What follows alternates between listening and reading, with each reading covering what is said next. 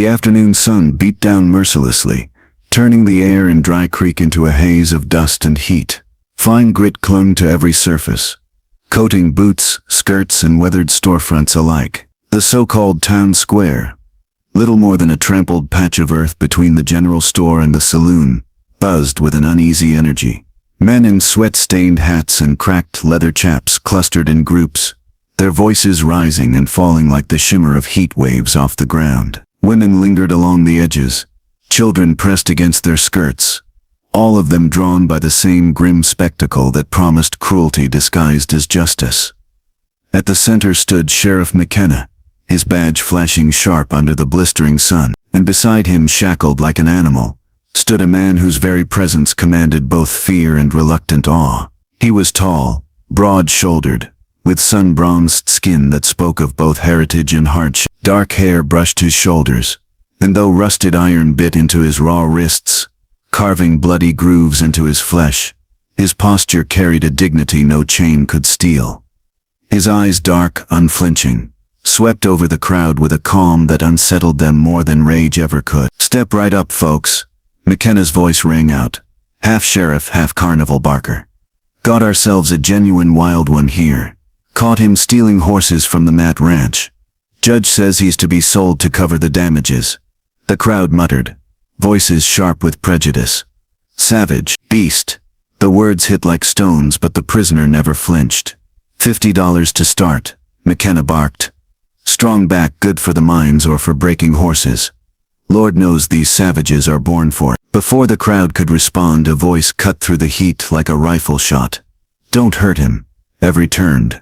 Through the sea of dust-streaked faces came a woman in a faded brown dress, threadbare from too many washing. Her auburn hair was pulled into a severe bun, her green eyes blazing with a fire that made even hardened men step aside. Clara Whitford, Widow Whitford. She lived alone on a dying ranch at the edge of town, too proud to remarry, too stubborn to sell. "I'll buy him," she said, her voice steady though her hands trembled. The crowd froze. Even the wind seemed to hold its breath. McKenna's mustache twitched with amusement. "Now, Mrs. Whitford, this ain't no charity case. This man's—" "I said I'll buy him." Clara pulled a small cloth bundle from her worn leather purse. Coins clinked softly inside as she raised it high. $70. "Everything I have." Gasps rippled through the crowd. "Clara, have you lost your mind?" cried Mrs. Patterson, the banker's wife. "You can't bring that creature into your home." Another shouted. "A thief! A savage!" Clara's jaw set hard as stone, her eyes locked on the man in chains. "Call him what you want. I see a man worth saving." Something flickered in the prisoner's eyes then. Surprise maybe, or a spark of something buried deep beneath years of cruelty. McKenna shifted uneasily.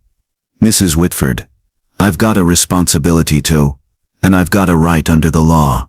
Clara snapped. "The judge said he's to be sold. I'm buying. Unless you're telling me my money's no good because I'm a woman." The sheriff's face darkened, but he could find no answer. With a growl he snatched the bundle, counting the coins slowly, hoping she'd come up short. When the sum proved exact, his scowl deepened. "Fine. Bill of sale will be ready in an hour. You can collect him then." "I'll take him now." McKenna bristled. "Now see here. I paid, he's mine. Or would you like to explain to Judge Harrison why you held him after the sale was done?" That silenced him. With visible reluctance, McKenna pulled out a key and unshackled the man's ankles, leaving the wrist irons in place. Clara's voice softened when she turned to him.